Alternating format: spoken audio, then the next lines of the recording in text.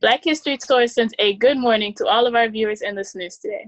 My name is Fredlene, and this is my partner, Adriane. Welcome back to another episode of Blog Talk, where today we're going to be discussing education in the midst of a pandemic.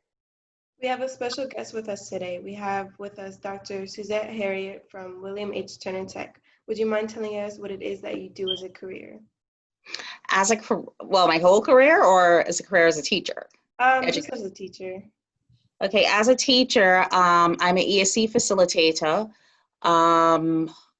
Basically, I make sure that students' IEPs are aligned with the learnings that are delivered, and I function as a liaison between teachers and the students that hold an IEP or 504, and also helps identify kids that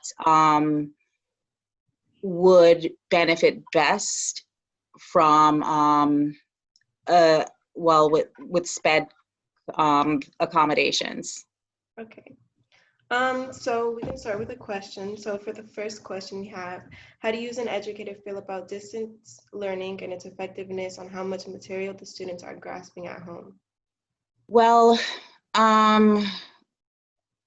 my experience is twofold. I was a professor for a while, and I still do it a little bit as an adjunct professor. I teach math.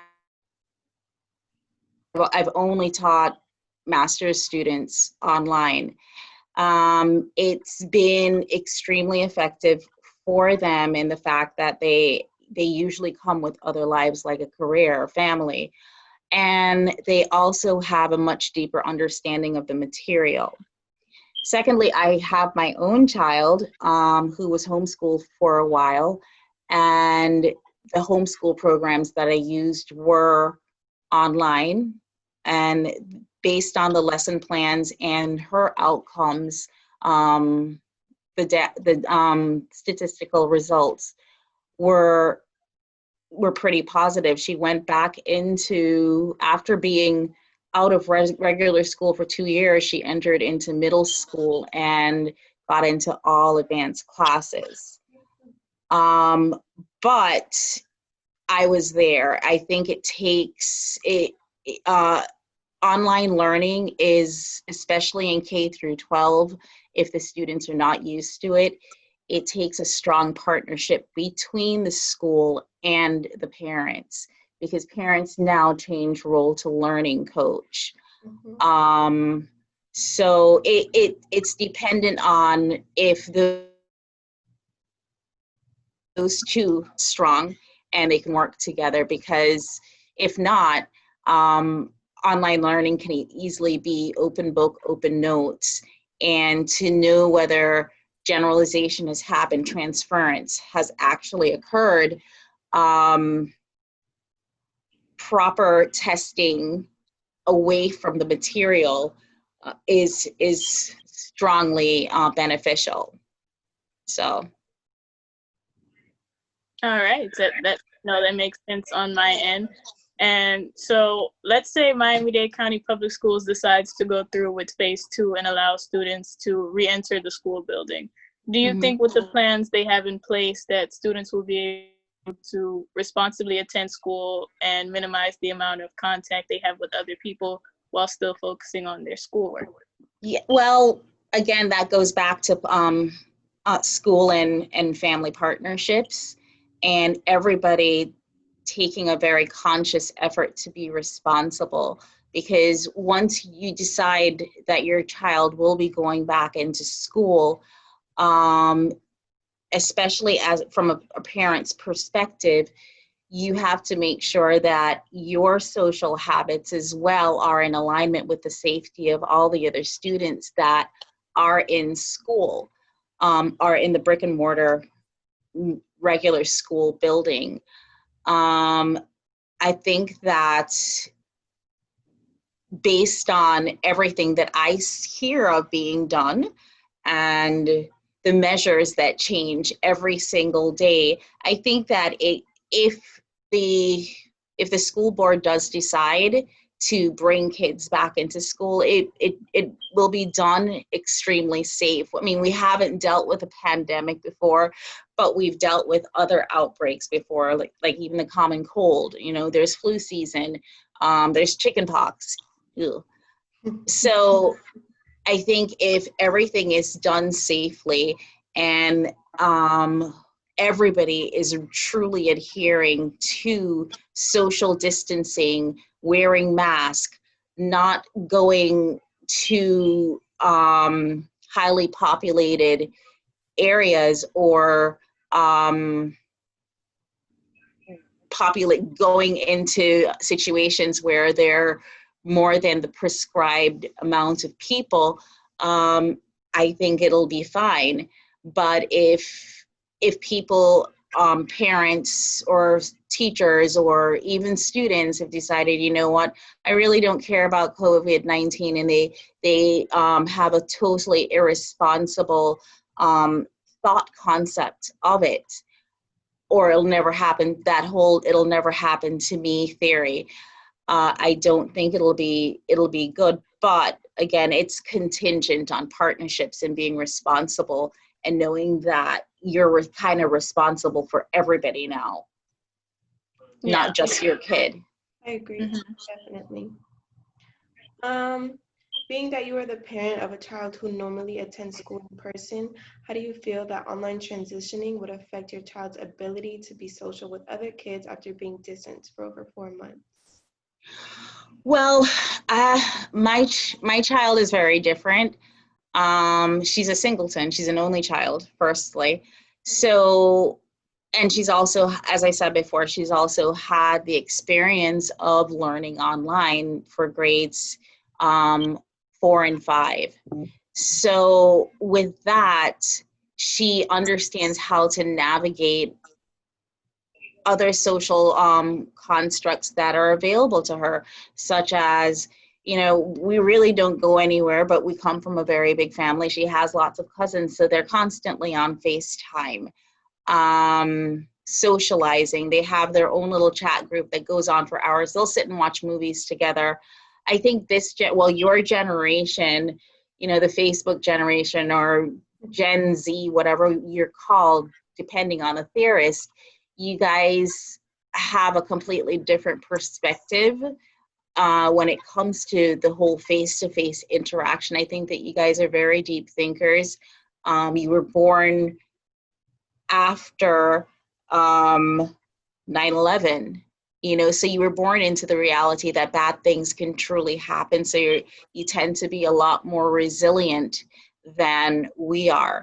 You know, I've been in the car with my nieces and their best friends, and I'm driving and I hear them giggling in the back of the car, and they're having a whole conversation with each other by text. I find something wrong with that. Ooh, sorry, that was Siri. I find something wrong with that, but that's just the way they socialize. And I find also it helps them to analyze conflict and misunderstandings a bit better than the whole face-to-face conversation, because with face-to-face conversation, everything's kind of done live, like we're having a conversation right now. Yeah. With texting, even with video conferencing, we can say, oh, hold on a second, and there's a pause. There's that pause to think. So I think it is socially, it can be beneficial. I don't find anything wrong with it. These are the cards that we have been dealt right now. There's nothing we can do about it. We are in the middle, or we have been immersed into a pandemic situation, which I think only one person that's alive right now has ever gone through, right? And when she did it, she was probably a year or two a year or two old. So there's nobody that can really speak to, okay, what is going to happen? You know, there are a lot of scientists that have theories, but the reality is we do not have a cure for this virus. And we've gotten to the point, I've gotten to the point where nobody really comes over. If I'm like on the 4th of July, I went to my brother's and there was really just 10 of us. And one of our great concerns was, hey, if we invite anybody, how are we so certain that they didn't go to a crowded supermarket? You know, Yeah. this thing is so different from, say, HIV, where, okay, we really don't have a cure for HIV, but we know what to be careful. We know how to be careful. We know how to protect ourselves. And we kind of know that, you know, if we know that somebody is irresponsible when it comes to their bodies, we know we're going to stay away from them. We'll know, right? But with this, you have to worry, oh my God, did they go to the gym? Did they go to a restaurant? You know, did they go to the mall? The very, very basics, those little safety zones that we have, or did they have to go to the hospital?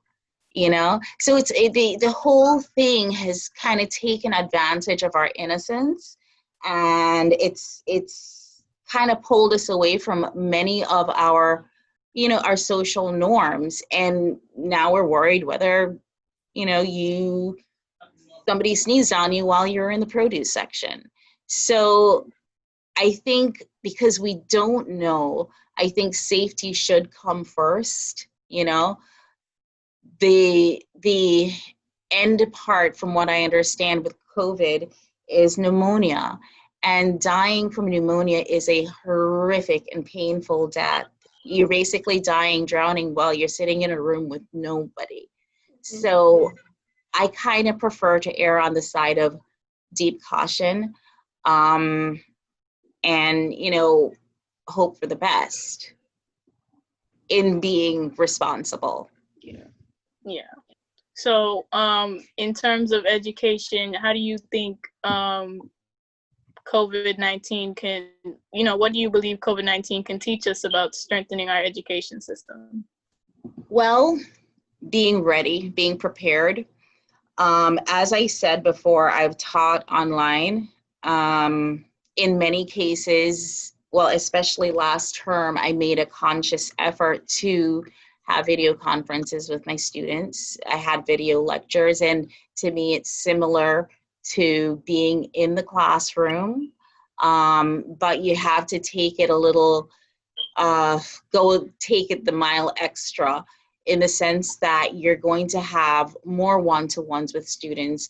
I had to give all my students my phone number, you know, well, a phone number that they could reach me on. I had, even after class hours, I had video conferences set up one-to-one with students that weren't grasping the concepts. I believe that there is going to be, again, a lot more effort between where students and teachers are concerned, and parents. But I also believe that kids can learn a lot more because of that one-to-one that's going to have to come through. And so I believe that we, in this time here, just being prepared. I believe that always, well, Freddie, you were in my class, I believe always having an online, and always having some sort of online platform. Before, it was just, when I was in the brick and mortar school, it was just a lot simpler for me to have my students submit their work online, and also have all assignments available right there for them to get. Mm-hmm. Because of your generation, everything is kind of, you like things to be a lot more easy access. So, you know, just making things accessible, and also having, I think one thing that I saw with a few of my students is that there are different platforms that they had to log into to access their various classes. Where my daughter goes to school in a different county, it was in one platform, right? So she didn't have to skip all over the place to find her classes. I think being very practical, having kind of a one-stop shop in your classroom is going to be very important going into the next term. Doing check-ins, holding discussion-based assessments, having a lot more of those in class. If we go into the classroom, you know, sitting down and speaking with your students that are struggling, and just having a discussion about content to see where they're getting it, where they're not getting it. So yeah, that's it. Okay. Do you believe that teachers are capable of arranging their lesson plans around virtual learning and still be able to get the same results test-wise?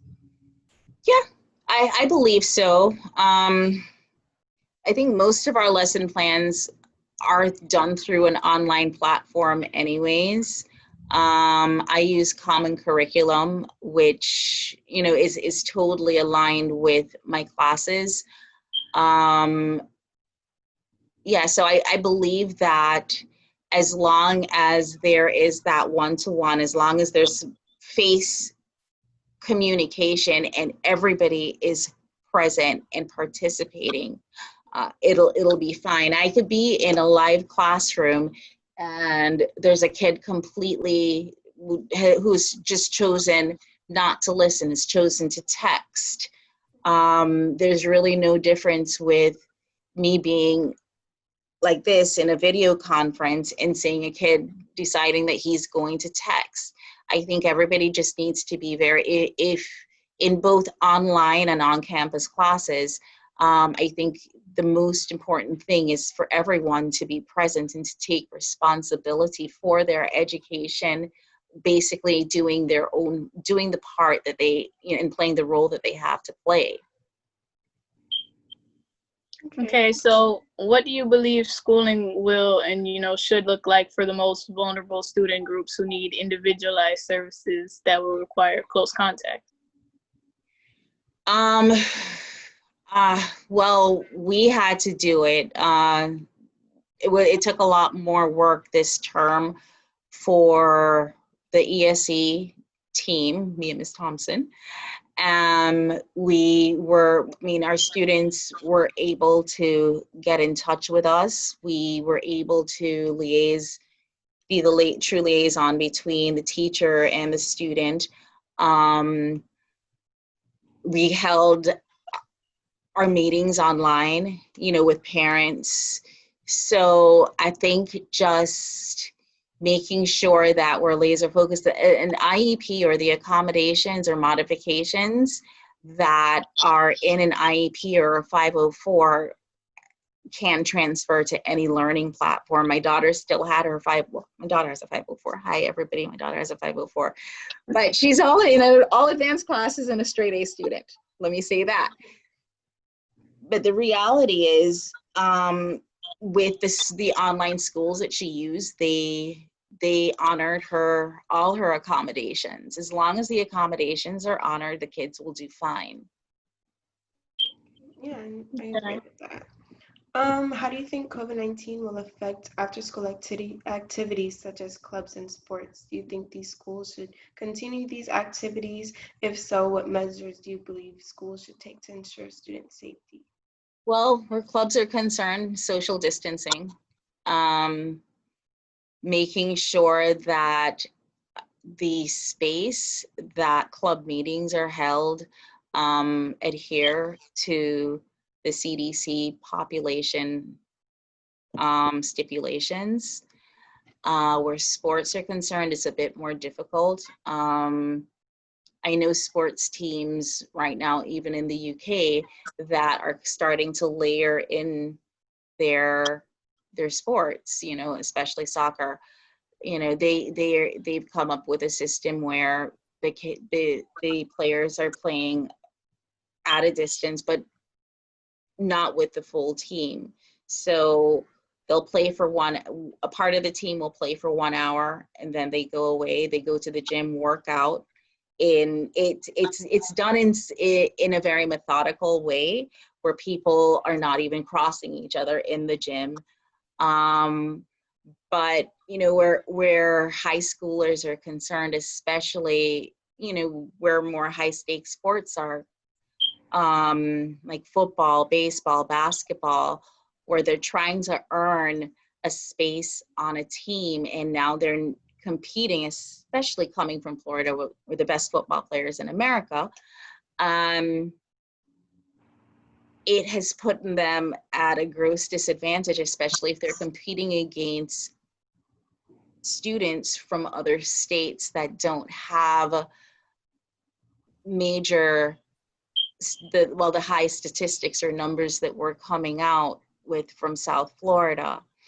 In that light, I think everything just needs to be done responsibly. I think that, everybody should be tested. Sports players should be tested for COVID. You can't go into certain businesses without having to get your temperature taken. I think that, if the school does have it, we should have test kits, or if the different sport departments have tests, they should have their players tested, because there's nothing grosser than catching a football after somebody's wiped their nose with it. Yeah. But that happens. They sweat. I like sports. I love football especially. Mm-hmm. But it's just gross when you think about all the sweat and a lot of students, that's their talent, and I find it kind of disheartening that we're all born with a certain talent, a certain gift. Some of us have music, some of us have art, some of us have sports, some of us have mathematics or more theoretical, and I believe that people should be able to live out their talent, especially if it's the way that they're supposed to be going on to university, So, that's just my gist. Everything should just be done carefully and cautiously and tested over a nice 2-week block period. And again, parents of athletes need to know that, or pretend as if they're now living in a home that has 100 kids and all those kids belong to them. Mm-hmm. What would you do? Are you going to go out and party? Are you going to go to clubs? Are you going to go and hang out at a restaurant because you feel like it? Because as soon as you do that, you put yourself at risk for getting COVID, and your children at risk, and also the kids that your child goes to school with. They said at one point, one irresponsible adult can affect 100 people within a very, very short span of time. So yeah, the whole, taking safety precautions and thinking about not only yourself and the people that live in your house, as well as the people who would leave the house to go, you would get in contact with. You have to think about that as a whole. That is very important. Now, our final question is, what is some advice you would give to parents in terms of keeping their child safe, as the school year resumes? I have this stuff. Hold on, I'm going to show it to you. I got this from my gas station. It's spray, it's sanitizer spray, but I'm sure it's just rubbing alcohol in a can. Mm-hmm. Isabel, if she does end up back in school, she's going to have one of those. I think it's a lot easier with older kids that have the ability to think more abstract than younger kids. But I advise that parents drill into their kids, no matter how old they are, keep your distance. Keep your mask on, wash your hands. Just if you feel sick, you have to say something, whether if it's a simple stomach ache, or the other minor symptoms that are the forerunners for the major symptoms. Always keep your line of communication open with your kids and know what's going on with them. Make sure their nutrition is up. Make sure that they have their sanitizer on them all the time. Again, continue to wash your hands, continue to teach them to keep themselves safe. There was a point early on during COVID where I was at my brother's house and a friend wanted to come over, and somebody in the house said, "Oh, no, they're safe, they're safe." Like, how do you know they're safe? Yeah, exactly. We don't know. Fact is, we really don't know who's safe. But I think if everybody as a community makes a conscious effort to think for themselves, think responsibly, look at the facts. The fact is, regardless of what's being broadcasted on the news, oh no, you know that the meeting's about to end. Think about the fact that we don't have a cure. Nobody's come up with a cure yet. So yeah, I think that people just need to start thinking for themselves and think realistically, you know, and teach their kids in that manner that we are responsible for keeping each other safe. We are all our brother's keepers now at this time. Well, thank you, Dr. Harriott, for joining us today and answering all the questions that we had. I hope we did good. I hope everything's fine. Of course, definitely. This was fun. It was. I'm glad.